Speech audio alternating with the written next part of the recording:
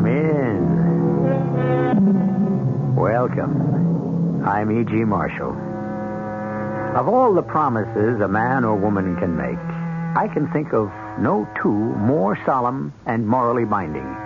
The first, the answer to the question, do you take this man to love and to cherish, to honor and to obey, in sickness and health, as long as you both shall live?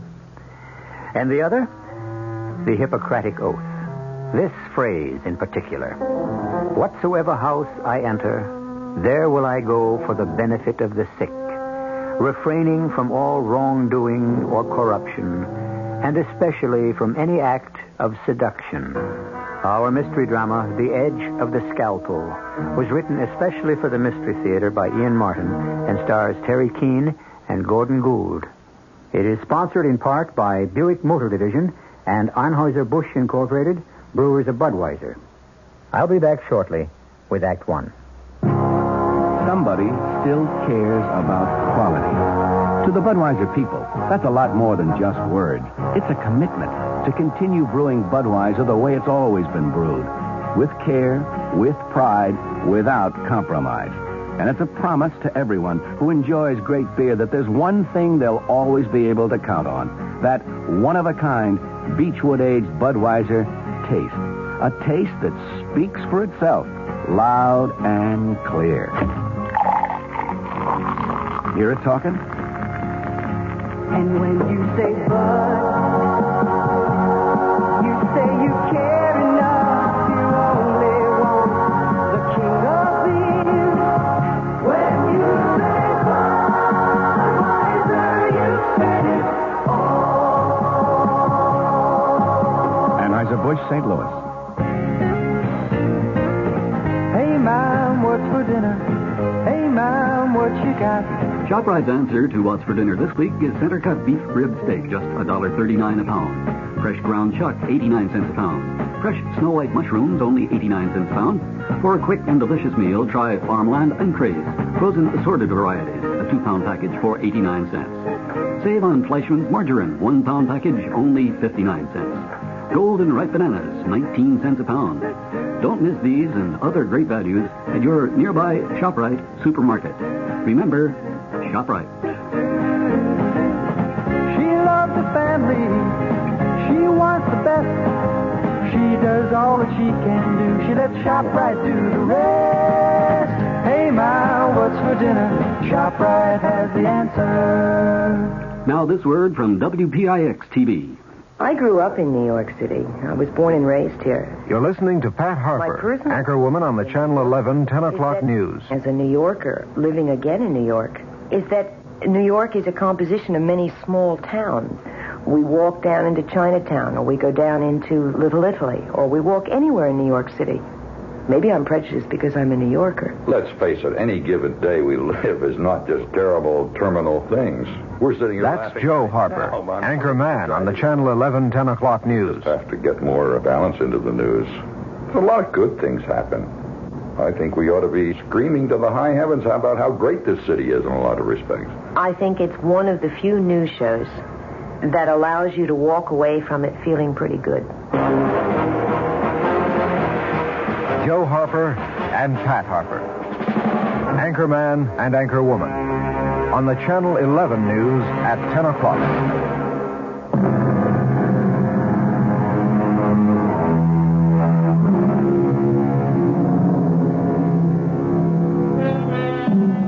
The Edge of the Scalpel. This is the story of a surgeon who walked it, who poised it above his deadly rival, literally holding the life of the man on the operating table in his hands. Let us follow the tall, gaunt man there who looks 10 years older than his 38 years, whose aging face still retains the good looks and the mark of a spoiled and petulant youth, who walks slowly, leaning on a cane for support, to the main nurse's desk at Guardian Hospital. Excuse me. I want to see Nurse Stewart, Nurse Carrie Stewart. Nurse Stewart has duty for another 3/4 of an hour. If you want to walk over to the waiting room... Walking is not my strong suit, as you can see. Will you ask her to come down here or put her on page? Oh, I can't page a nurse. Well, she won't mind. I'm her husband. Oh, why, bless me. How do you do, Mr. Stewart? How do you do, Nurse McGrath? You know me. Well, why not? It's such a loving little family here at Guardian Hospital, isn't it? I think your wife is still operating with Dr. Malcolm. That's exactly what bothers me. I'll be waiting for her right by the elevator as soon as she's ready to see me. Thank you for saving another patient for me, Dr. Malcolm. Well, thank you for the correct diagnosis, Dr. Kowalski. We make a team. We all make a team. Right, Gary. Kirk, what would you do without her? I'd hate to speculate, Ted. Or have you speculated? Oh, come on, Kirk. My reputation as the hospital Lothario is all gossip. I play the field. Now, with you and Carrie, that's different. Well, here's the elevator. Care to join us? Nope. Three's a crowd. Forget it, Ted. Carrie is my surgical nurse. Sorry about that. He didn't mean anything. Well, maybe it's my guilty conscience. Coffee? A nurse and a doctor? Well, protocol is no problem to the Chief of Surgical Services. I'll exercise the command. Coffee. I'm yours to obey. I wish that were true. Kirk, don't, please. You never know who might... Surprise, Carrie. Your loving, if lame, husband. Joe, what brought you here? A question maybe I should be asking. Hello, Mr. Stewart. Nice to see you again. Oh, Dr. Malcolm. At the moment, I feel like the usual third wheel. Obviously, you are happy about something special. The most fantastic operation, Joe. Kirk, Dr. Malcolm just saved a man from certain death. I don't think your husband is interested in hospital small talk. Small talk? It was a miracle. A miracle? Oh, I hope I'm not interfering with it. The miracle has already taken place.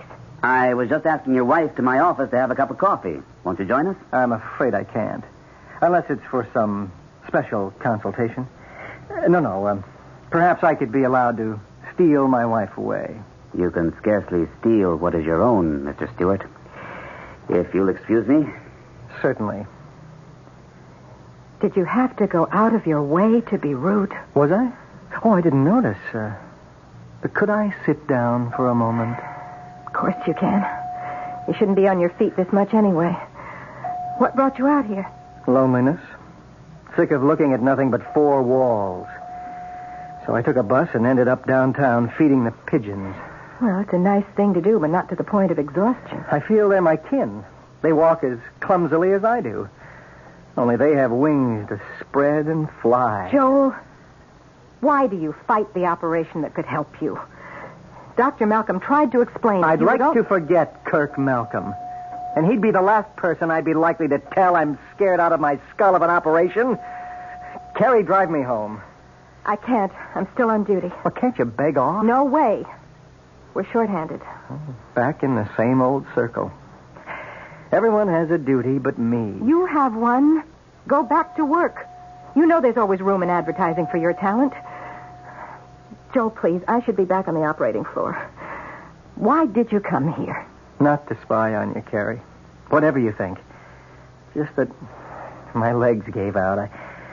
I couldn't face the bus ride home. Excuse me, Carrie, but OR just called down for you. Emergency. Oh, thanks, Mac. I'll be right up. Oh, I'm sorry to chuck it in your lap. Joe, here are the keys. You take the car. I'll take the bus. If only we could go back to where we started, Carrie. It was good, wasn't it? Yes, Joe, but... Look, I cannot talk now. I've got to go. A busy little breadwinner. But just hang on to one thought, lover. I'll never be satisfied with the crumbs.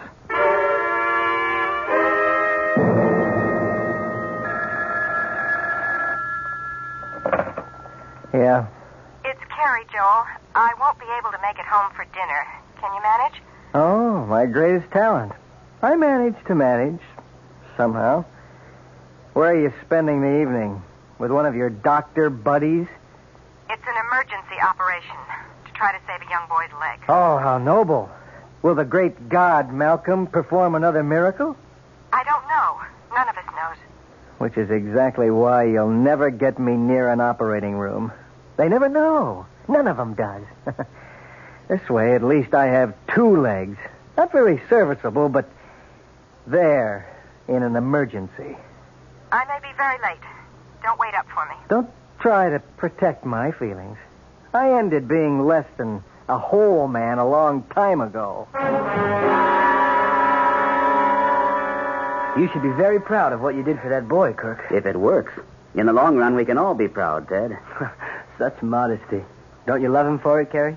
I respect him, Dr. Kowalski. Right. I should choose my words more carefully.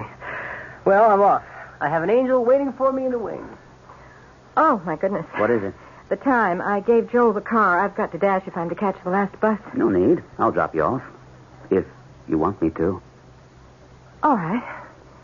There's so many things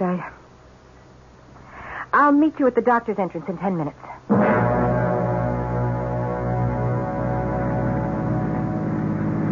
I thought inviting you to dinner might help you understand the way things are. You mean with Joel?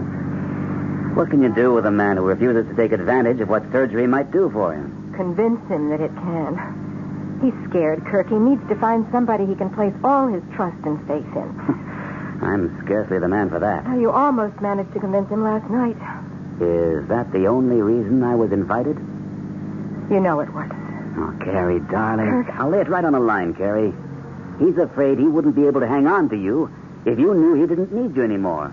He has every right to hang on to me as long as he wants. Isn't that a little masochistic? I was driving the car when he first got hurt. That has nothing to do with his condition now. He has Lerisha's syndrome, a deterioration of the lower aorta. I checked it out with Helen. And who's to say that wasn't an aftermath of the back injury? But that... Anyway, there are other reasons, Kirk. I made a vow when I married him, in sickness and in health. I can't break that. Somehow, in this day and age, it seems... I mean, I love you, Carrie. And I know you love me. Yes, I do. But I guess, Kirk, I'm just, old-fashioned. Oh, I suppose the timing couldn't be more perfect. You're home. Thank you for delivering me right to my door. You're an important package. And the best-loved surgical nurse I've ever had. Professionally, we make a team. You were wonderful tonight. You are wonderful. Oh, how I wish... Carrie.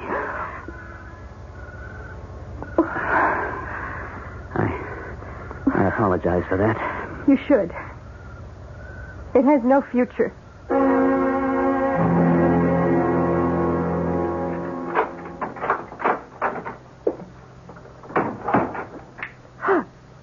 Joe. You startled me. I just thought I'd throw a little light on the subject. I gather it was a successful operation? It'll be a year before we know that for sure. Funny, I thought you'd already gotten far enough to predict results. Joe, I don't quite know what you mean, but I do know I don't feel like matching rapiers tonight. I am tired, and I want to go to bed. I'm not stopping you. Good night, Joe. Aren't you going to kiss me goodnight, too? So you saw. I've been waiting all evening. And watching. Well, it didn't mean anything. Or if it did, it was an end. Not a beginning. Whatever you say, Carrie.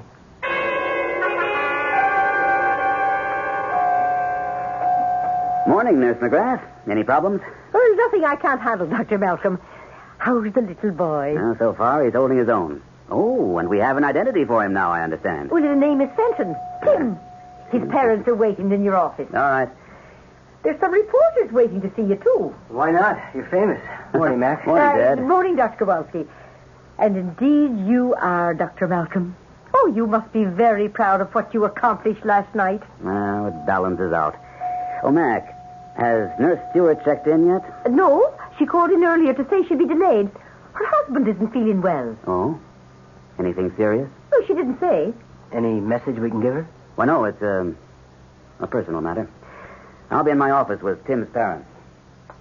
Now, what kind of a personal matter would you suppose exists between Carrie and Kirk Malcolm? Sure, if it were common knowledge. It couldn't be very personal now, could it? Meaning mind my own business, huh? You said it, Doctor, not I. Well, it is sort of my business because Dr. Malcolm is my friend. Mac, you know the hospital better than anyone. You've been here longer. But I came with the cornerstone. Are there rumors going around about Carrie and... But I didn't plant the grapevine. and I feed it no nourishment. All I'm worried about is that any hint gets to the Iron Duke upstairs. If old Hadley up in administration noses out what's being whispered around, we could lose Dr. Malcolm and Carrie. I wouldn't want to see that. Oh, nor me.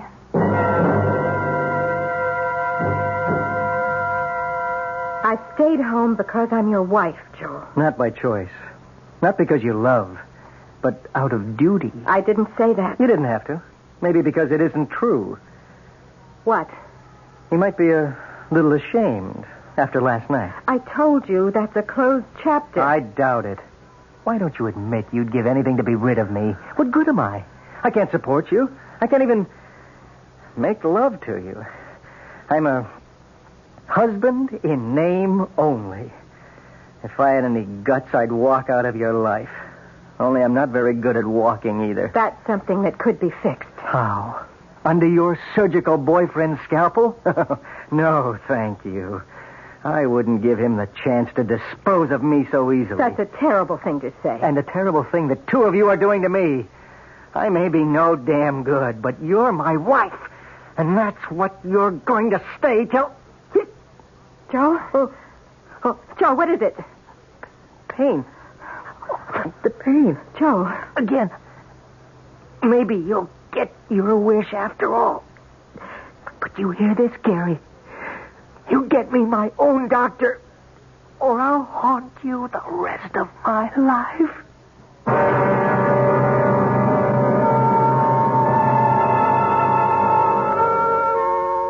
An intriguing situation. A woman struggling desperately to live up to her marriage vows, committed by her conscience to a man she does not love, and a surgeon in whose hands may be placed the life of this man. There are gathering factors which could end his career as he found himself accused not only of negligence, but murder. I'll return shortly with Act Two. Oh, I thought I saw a pretty cat. I did see a pretty cat. Hi, I'm Mel Blanc, and that's another of my 1,000 voices.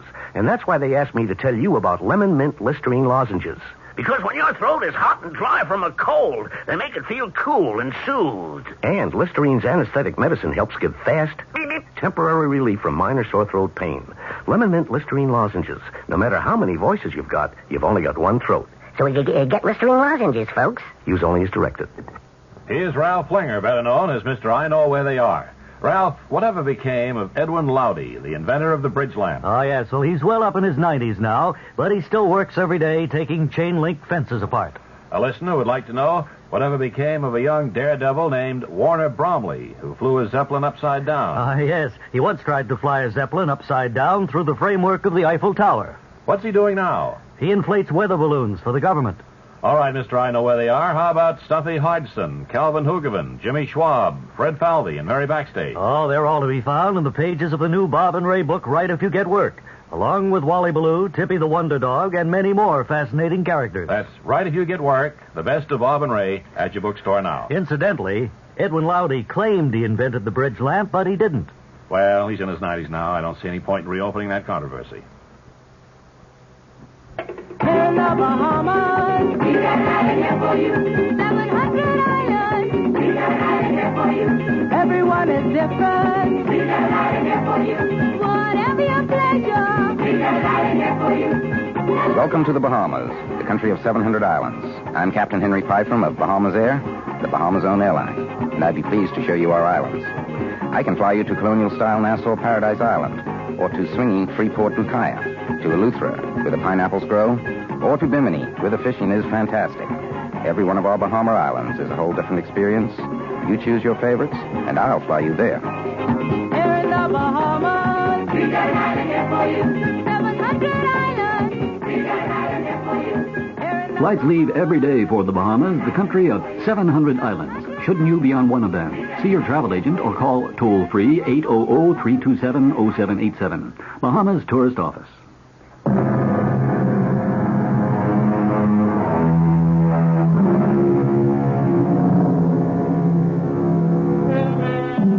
Now the real suspense begins. The ultimate suspense in our world. The fight to save a human life. As the door to the emergency room opens, Carrie turns toward it, her face drawn and strained. A nurse and orderly wheel Joel out, now mercifully unconscious. Doctors Kirk and Kowalski follow. Orderly, take Mr. Stewart to room 416. Dr. Kowalski will be in charge for the moment. You want him prepped for surgery? Did you get through to Dr. Hallam? Yes, he sprained a wrist 2 days ago playing squash. He can't handle it. Who else do you want? I don't know anyone else, Hold the but... prep, Ted, till we settle on a surgeon. Make sure there's an OR available and a surgical team. Can do. But, Chief, I don't think You're keeping the patient waiting, Dr. Kowalski. Yes, sir. Let's go inside for a moment, nurse.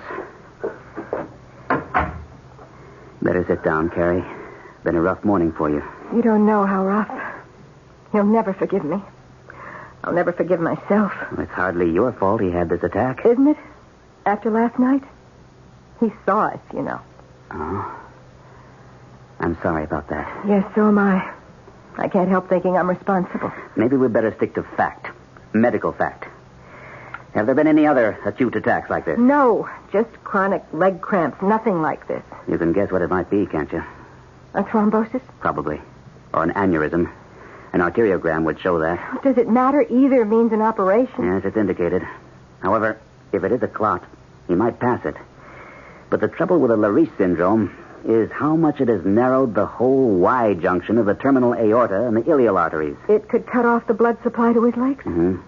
To keep him from losing them, we'd have to go in and put a shunt past the blocked area. That's what I tried to explain to him the other night. I wish you'd convinced him. So do I. Hasn't his own doctor ever recommended surgery? He's been trying to get him to let Dr. Hallam do it for the last 3 years. There are other effects from a Lariche syndrome. Well, to put it as simply as possible, doesn't he ever want a child? I don't know. Do you? Yes, but not... Oh, it's so many things. The way I was brought up, the accident with the car, everything Joel gave up for me. What did he give up for you? His mother wanted him to marry somebody else. She's a vindictive old woman. She cut him out of her will and refused to see him after we were married. He sounds well off without her. Well, that's just the trouble.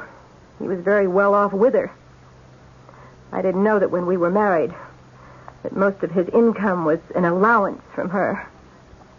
He never dreamed she'd cut it off. But all of this doesn't matter. Joel's health comes before anything. Kirk, with Dr. Hallam out, I don't know who else to call in. He suggested Dr. Ross. No, he's too old for this. And there's nobody else here at the hospital but Dr. McNeil, and I think he's awfully young for this. He wouldn't want the responsibility. Nor would I allow him to take it as chief surgeon. So, will you operate? Well, let's see how it goes. If the situation is an emergency, and you can convince him to sign the waiver for me to operate, I'll perform it.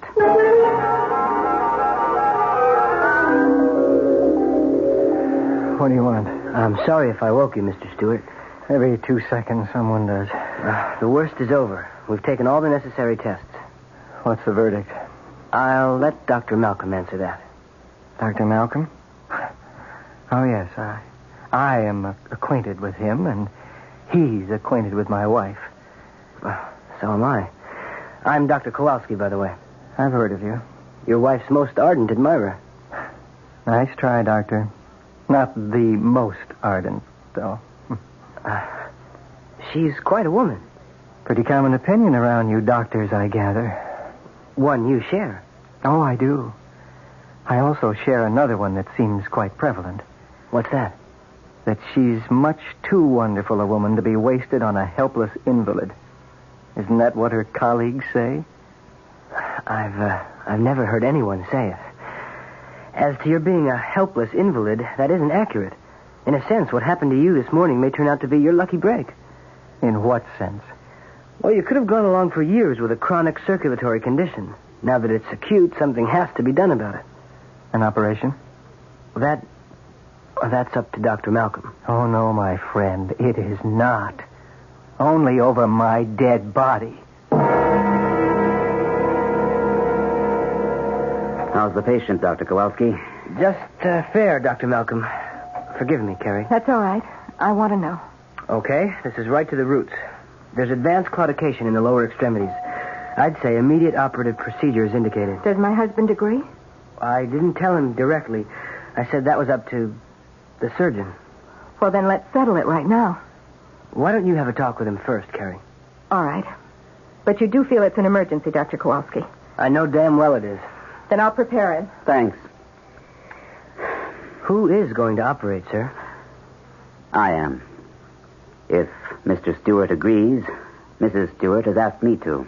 Oh. Well, he's in pretty poor general health. He might not come through. I know.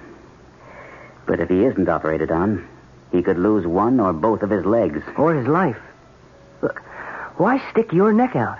A surgeon sticks his neck out every time he takes that knife in hand. I'm the only surgeon in this hospital, or presently available, that's best suited for the job. Anything else you want to say, Dr. Kowalski? No, sir. Except, good luck.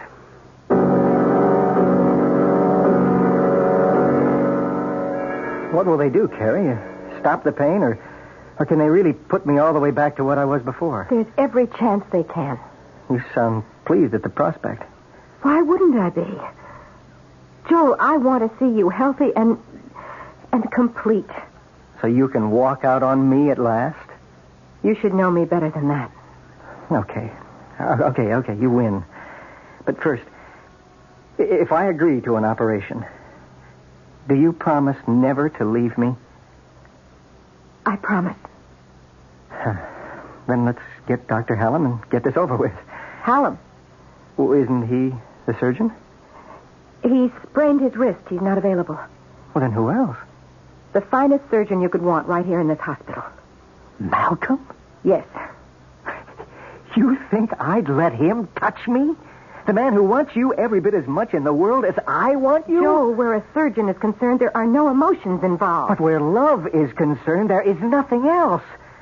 I can only judge this by myself. And I tell you, if I were in his spot and had the chance, the pain, I can't. Help me, Carrie. Oh, I am in such terrible pain. Help me.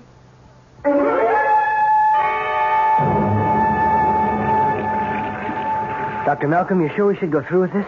You're the internist. You know that it's crucial. And that time is the main criterion. Well, suppose you lose him. Why should I? The actuarial figures are 5% mortality under normal conditions. But with complications. I'm a surgeon, not a mathematician. You'll need a little briefing on this one, Dr. Kowalski, and the rest of us who are scrubbing up. It's an unusual operation, so we will put it on closed-circuit TV. I don't think I have to go into any details here.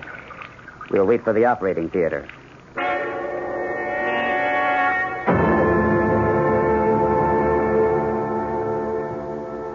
Blood pressure? 200 over 120. I don't like that. Still, there was bound to be hypertension. How long are we going to be, Dr. Malcolm? Not less than 3 hours is my guess. Could be twice that. Ask Dr. Frost on anesthesia if he can hold him. Nurse, let me see your instrument tray. You can switch on the closed-circuit TV now. For most of you observing this operation, this will be your first experience with a Lariche syndrome. The patient involved is at a critical stage, since a large thrombus or blood clot is cutting off the main circulation to the interior organs and the lower extremities. So, operative procedure is mandatory. Is everyone ready, Dr. Kowalski? Ready, Dr. Malcolm. Very well. Nurse, skin knife.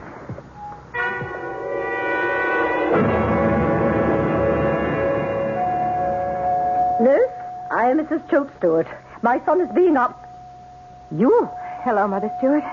Yes, me. It's the same old stand. Never mind you. What about Joel? Is he all right? He's on the operating table right now. How could you allow it? It wasn't a matter of allowing it. He has a thrombosis. It's his life. He had a life before he met you.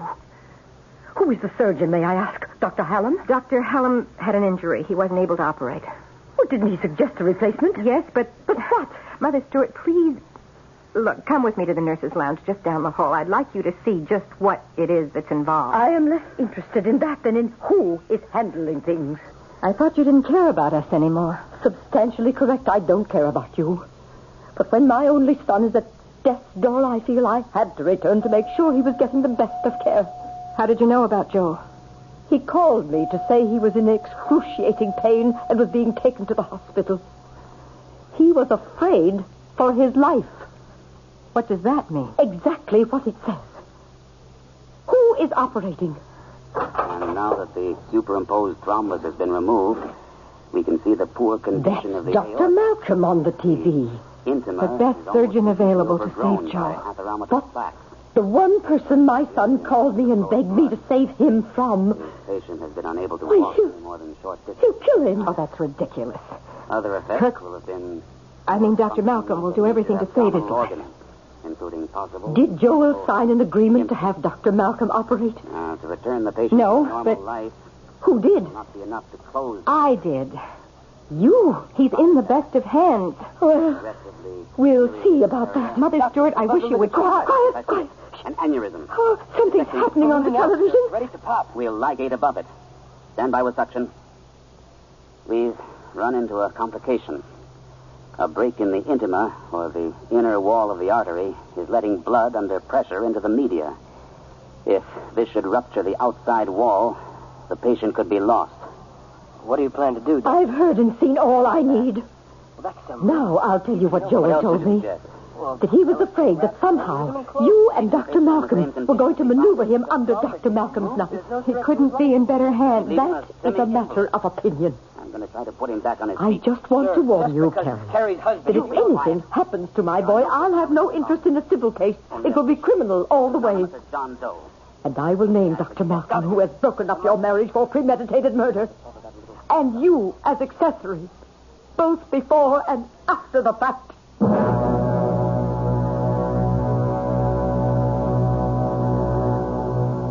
In the operating theater, the drama of life and death is played out according to established rules. Or is it? And watching the drama, two women are as completely involved as if the instruments were in their hands. I'll return shortly with Act 3. Isn't it nice to know you're free? To see the things you want to see. To touch the heights you dare to reach. To know you're all that you can be. In the Free Spirit department, Buick's midsize 1976 Century has a lot going for it. Efficient size, lots of room, neat things like that. But Century offers bonuses. It's a Buick, remember, which says one heck of a lot about how nicely it takes care of you. And Century does something for the sake of efficiency that no other American midsize car does. It comes with a V6 engine, and a Buick V6 at that. Century, the spirit will move you. Free spirit, you've gone the ways of the wind. How it's gonna be your spirit free. We're all a little leery of the dark. That's why some lonely night, you'll be glad you bought a Delco battery. A Delco quality battery with instant starting power. Delco batteries. Some lonely night, you'll be glad you bought one. Enter the AC Delco Energizer Sweepstakes. Win a Holland America cruise for two at Wasco Auto Supply, 139 Nassau Avenue at McGinnis Boulevard in Greenpoint. How long has it been since your car had a tune-up? If it's been too long, it could cost you money. Money for gas now, money for expensive repairs later. Save yourself some money with a tune-up at your Long Island Oldsmobile dealer, the dealer who handles quality AC Delco parts and is known all over the island for service reliability. Drive in soon to your Long Island Oldsmobile Network dealer for a tune-up with AC spark plugs and Delco points and condensers. Your line dealer in Freeport is Addy Oldsmobile, and in Great Neck, it's Belgrave Motors. The scene is a commercial bank in New York State. A trust officer is listening to his client explain that he no longer wants to manage his money himself. Well, you understand, I've managed my money myself over 30 years. Like doing it.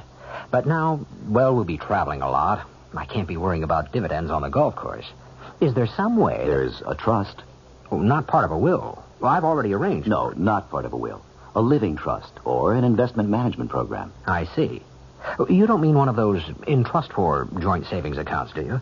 I believe in investing. Oh, no. Our investment people manage your money as you would manage it yourself. Take care of all the day-to-day details. And you'll probably find the fee is tax deductible. Well, if I'd known that a couple of years back... Well, now you know. Ask to see a trust officer next time you're in your local commercial bank to help protect your family's future. A message from the Trust Division of the New York State Bankers Association.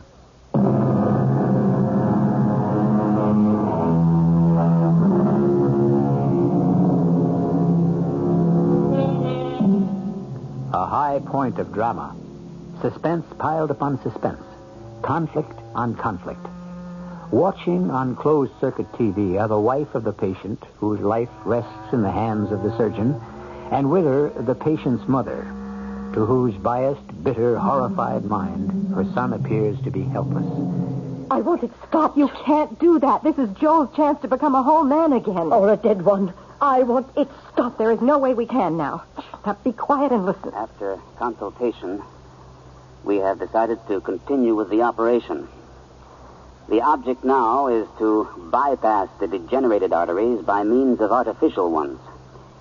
I'm aware that there is some risk to the patient. He admits it. But as surgeon, I assume that risk as justified in the overall picture. If you kill him, I'll make you pay. Scalpel, I am now making the incisions in the wall of the aorta to receive the plastic ducts that will bypass the degenerative condition observed earlier. A condition which, of course, we cannot repair. I'll make you both pay. You mark my words. Anesthesiologist reports he's throwing premature beats, Dr. Malcolm. I'm almost finished. He's on the edge of cardiac arrest. Then let's hope he doesn't go over it. I need 5 more minutes. Then we can close. It's going to be a long 5 minutes, sir. If I can buy those for him, I can buy him a long, healthy life. It's got to be worth it.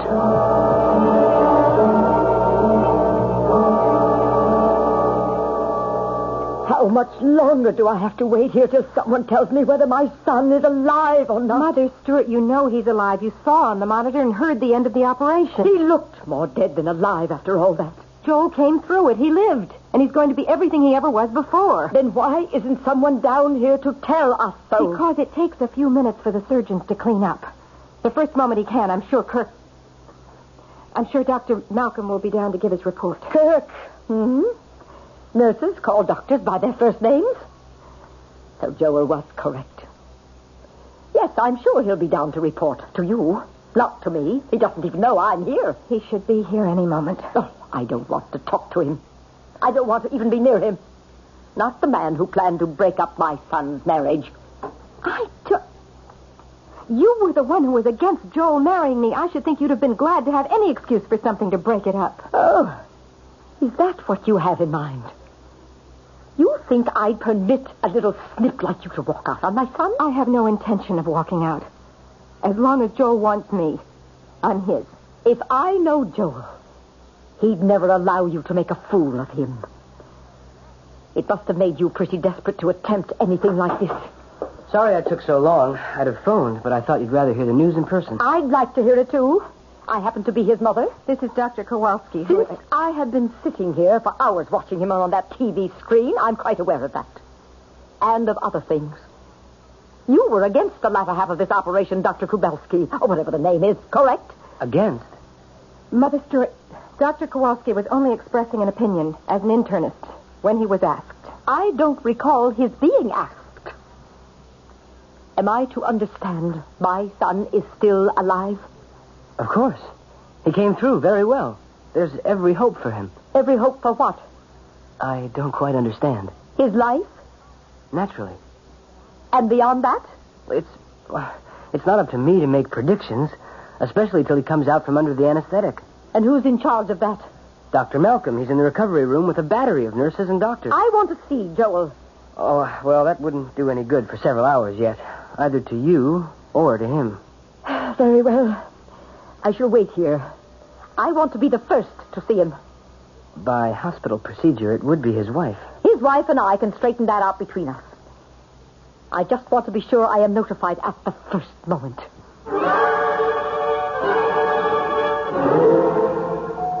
A whirling witch, Mac. I kid you not. Just because I'm an elder citizen around here, Doctor. Stop trying to get me mixed up in what doesn't concern me. Mac, we both love Kirk like he was your son and my big brother. It was a hell of a risk he took. Was it for the patient? For Kerry? Or for himself? Well, what do you mean, himself? If Joel Stewart had no physical problems and doesn't need nursing care, wouldn't that leave Carrie free to make a choice which she's never been able to make? Since there's not a damn thing you can do about it. Mind your own business. Welcome back, Mr. Stewart. I got through it, Doctor. You have a remarkable will to live. I told my wife I wanted to die. Your conscious wish, perhaps. Your unconscious was much stronger. And what was your wish, Doctor? To keep you alive.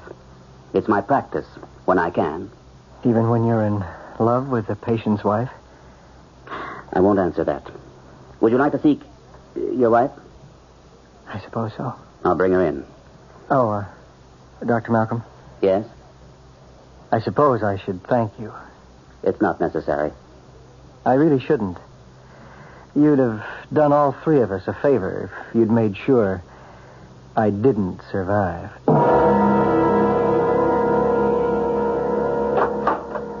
Well, Carrie, it looks as though... Excuse me, Dr. Malcolm. I don't believe you've met Joel's mother, Mrs. Choate Stewart. Pleasure, ma'am. That remains to be seen. Is my son still alive? Well, of course. I came to tell his wife she could see him briefly. Both of you, if you desire. You can see him first if you want, Mother Stewart. I think I do. One question, Doctor. Do you expect him to live? I haven't a doubt, barring unforeseen complications. And will he be his old self? If you mean physically, I confidently expect, with therapy and proper care, in 3 months he'll be as active and healthy as all of us. I want to see him. All right. Nurse, take Mrs. Stewart to the recovery room. Shall we go along? No. Give Mother Stewart a little time with him alone first. Very well. Shall I accompany you? I would prefer to see him alone. As you wish. If you'll just go with the nurse. Quite an old battle axe. Well, that's about the politest name I can think of for her. Oh, Kirk, you took some awful risks. I did what I felt had to be done. Not just for me. Of course not. I mean, it wasn't in your mind or your heart that if Joe was no longer an invalid, then perhaps you and I... Not while I was operating, no. But now it is. No, it's too late. Whatever else might have been possible before, I promised Joel if he had this operation, I would never leave him. So, please, Kirk, let's leave it at that. If you love me. I just can't take any more. If I love you. Well, let's put it this way, Carrie. Because I love you, I leave it. It's a matter of conscience. Thus, conscience does make cowards of us all. That isn't fair, Kirk. I can't renege on a promise. I guess I wouldn't ask you to. So, this is the end for us? There never was a beginning. Now I must go to my husband.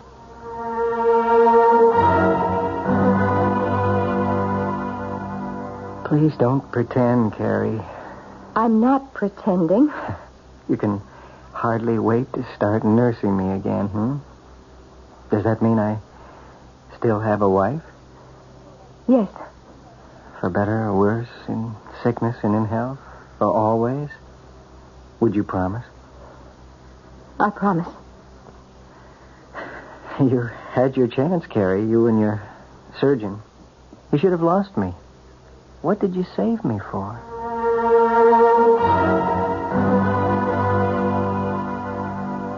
I'm a hard and unpredictable old woman, Carrie. And I've learned a lot of things today. A respect for others that I give seldom and grudgingly. A recognition of my own selfishness and of your unselfishness. The dedication of your surgeon, Dr. Malcolm. The weaknesses in my own child.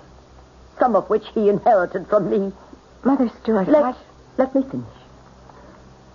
It will be a long and expensive convalescence. I can afford it. You can't. He will mend physically. But all the flaws in his character, which I see so clearly for the first time, will still be there. When I told him I would remake my will in his favor and renew his allowance, He jumped at the chance. Mother, I can manage. I am perfectly willing. I know you are, Carrie. And now that it's too late, I wish you were to be my daughter-in-law. I don't understand. Everything I offered Joel was contingent on one thing. That he gave you your freedom. It didn't take him a second to make up his mind. But he needs me. No, he needs a crutch. I can provide him all the various sizes and shapes he needs. You and your Kirk put my Joel back on his feet. Now let me do the same for you. There's one thing your surgeon, no matter how sharp his scalpel, could never do. Cut the umbilical cord. I've set you free from Joel. How can you answer for him? It's all been discussed. I can answer. And what about me? It's my unwedding gift to you. Whatever your heart most desires.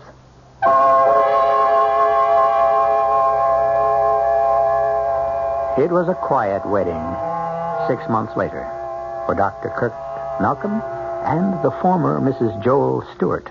Ted Kowalski was best man, and everyone else who had attended the operation was there, except for the patient himself. He was traveling in Europe with his mother. A Gordian knot had been untied by the ancient method of cutting through it. But whose scalpel was sharper, the surgeon or that vitriolic old lady who had strength enough to admit her mistakes? I'll be back shortly.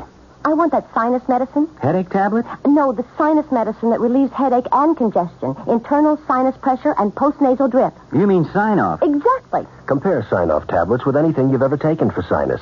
No sinus tablet you can buy relieves more symptoms. Sign-off gives you a full dose of pure aspirin plus a powerful sinus drainer. Sign-off works fast to help sinus pain while you drain. Sineoff. Sign-off, the sinus medicines in the bright red box. Take when needed, only as directed.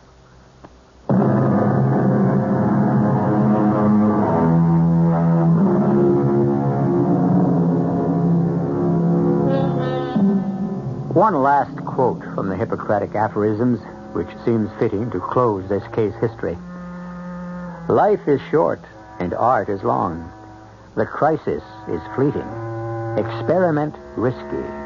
Decision difficult. Not only must the physician be ready to do his duty, but the patient, the attendants, and external circumstances must contribute to the cure. Our cast included Terry Keane, Gordon Gould, Don Scardino, Robert Caliban, and Joan Shea.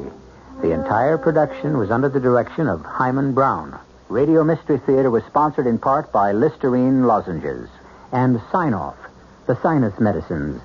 This is E.G. Marshall inviting you to return to our Mystery Theater for another adventure in the macabre. Until next time, pleasant dreams.